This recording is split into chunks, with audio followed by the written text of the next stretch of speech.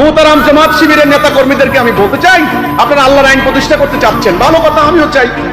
খালি একটা কথা বলেন, আল্লাহ ধর্ম ব্যবসা হারাম করেছেন, আজ থেকে ধর্ম ব্যবসা হারাম, এই কথা বলেন, দেখি কয়টা ভোট আপনারা পান।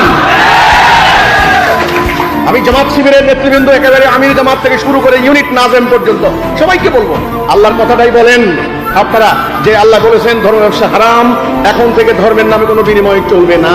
খালি এই কথাটা বলে দেন, আল্লাহর কথা, আপনারা তো আল্লাহর আইন কায়েম করবেন, ভালো কথা। অথচ আমরা আমাদের রাষ্ট্র সংস্কার প্রস্তাবে এই ব্যাপারে পরিষ্কার তুলে দিয়েছি, কেউ আমাদেরকে ভোট দেখ আর না দেখ, এটা বলেন না, দেখি কয়টা ভোট বাক্সে পড়ে। তাহলে দেখেন, এই যে আপনি বললেন যে কোনটা হক কোনটা বাতিল, চিনব কি করে? ভাই, চিনার মানদণ্ড আল্লাহর কোরআন।